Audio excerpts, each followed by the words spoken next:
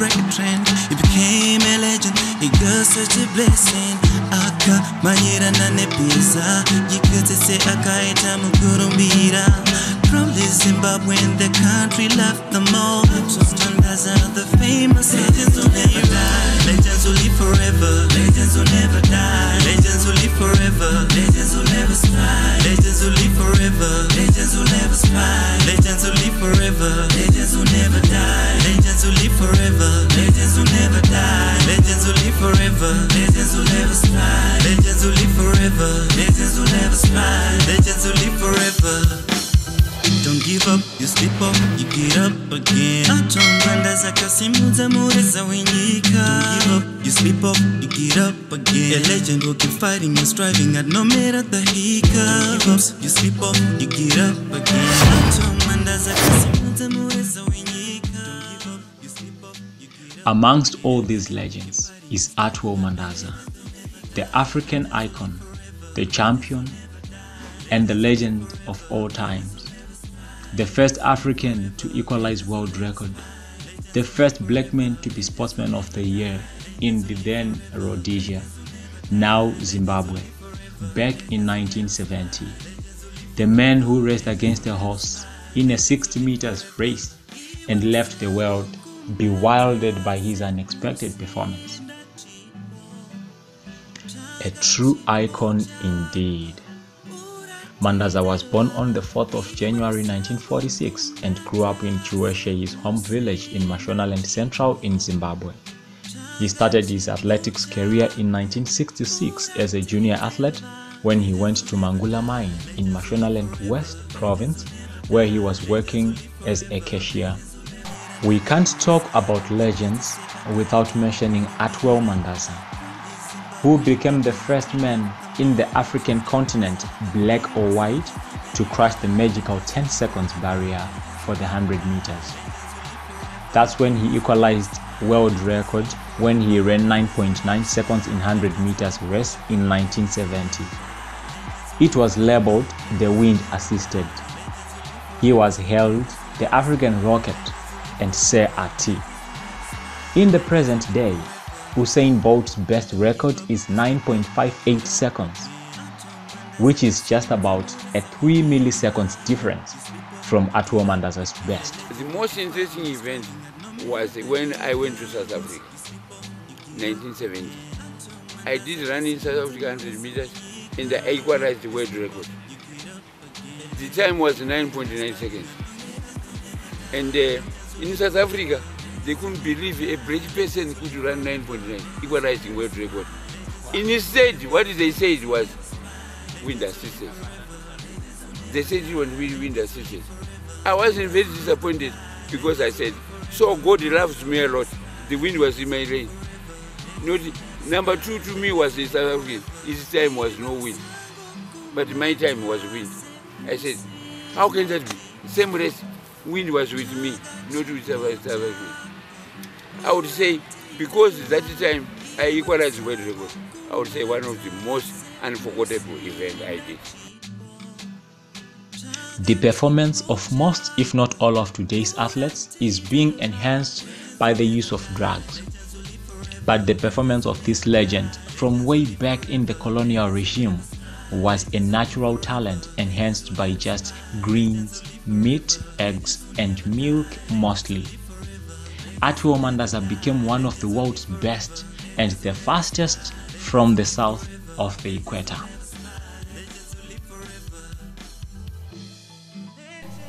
I was the first in Africa to run under 10 seconds. I want to say these records, no, and even if they do sport, they will never break them because it will never happen again. I was the first black sportsman here.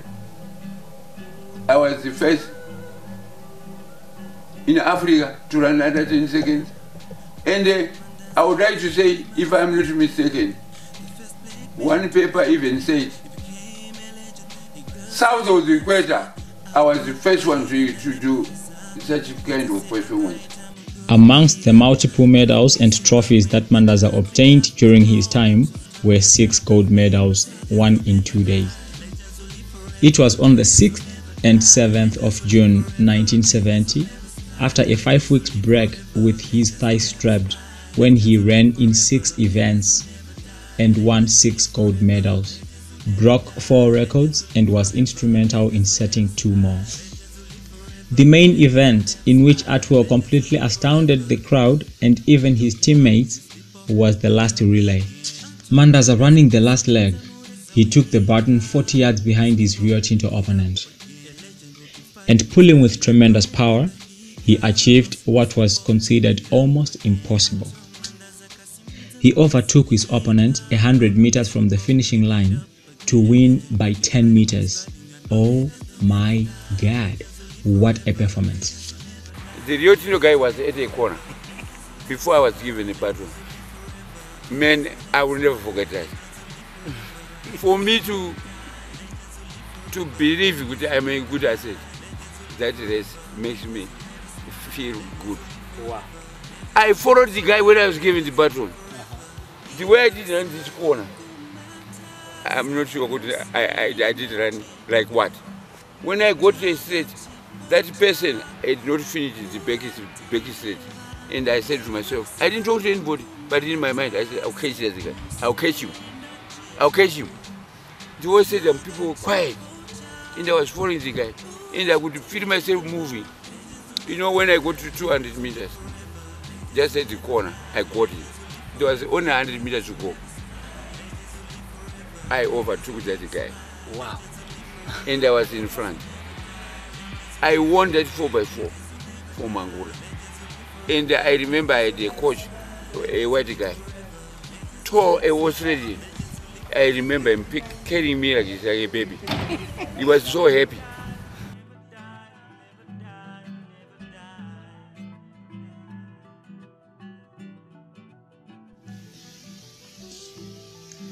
Mandaza became the very first African in the country to be so honored when he was nominated Sportsman of the Year in 1970 after winning the John Hopley Trophy. The first black man to be top sportsman in Rhodesia. His legacy will forever live.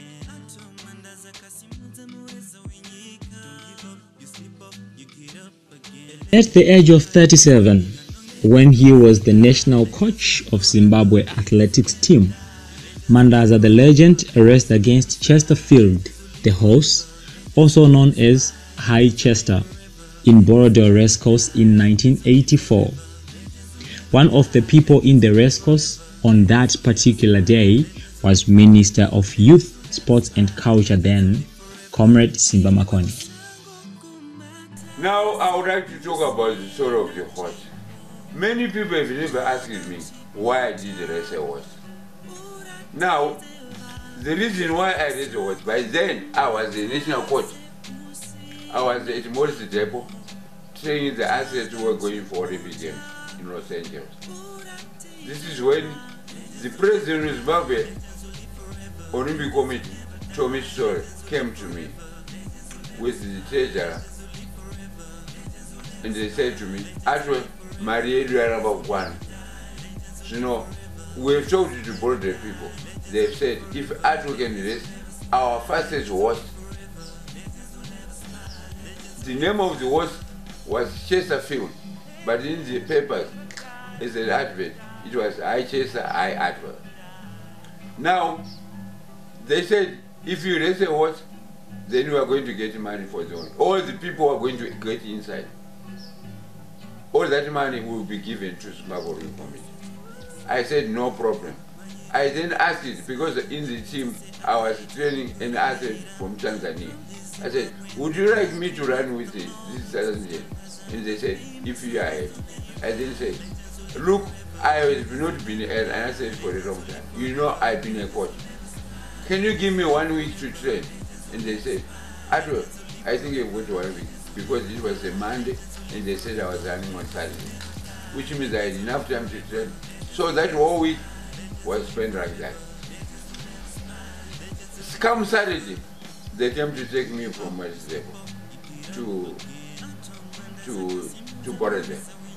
I got the shock of my life when the grass was up to here and they poured the water. I know in the rules of sport, conditions should suit the participants. I could see these conditions were not suiting me. I nearly refused. But I looked at the grand stage because I was there. I looked at the grand stage. It was full up here. And I said to myself, you know, that's one thing I very well know. I got passion for the people. I feel I belong to people. The people belong to me. When I saw people full up here, I said, now, all the rules I know, which I want to follow today, which are forcing you to protest, those people don't do. Now, if I protest, already they've traveled all the way from where they come from, They are here, and they have already paid their money. After all, we want to raise money. What do I lose?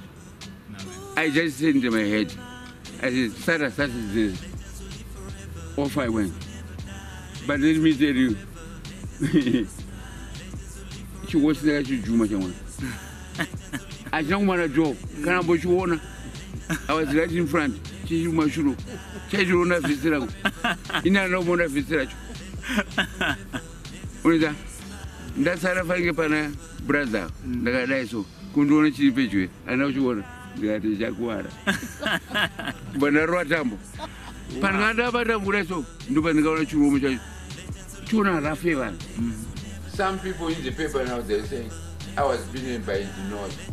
Now, according to us, it is the torso, not the moon. And I said to myself, it doesn't matter. I said, it. Even by now, it's still not clear whether it's Mandaza or the horse that won the race, since Mandaza hit the line with his torso and Highchester, the horse, was said to have hit the line by the nose. In athletics, a man wins by hitting the line with his torso. In a race, a horse wins by hitting the line with the nose. However, it was just but a fundraising for the Zim athletics team. On his arrival from the United Kingdom after attending the International Athletics Administrators course in 1984, Artwel Mandaza recommended that athletics in Zimbabwe could improve at a faster rate if facilities were made available to rural areas.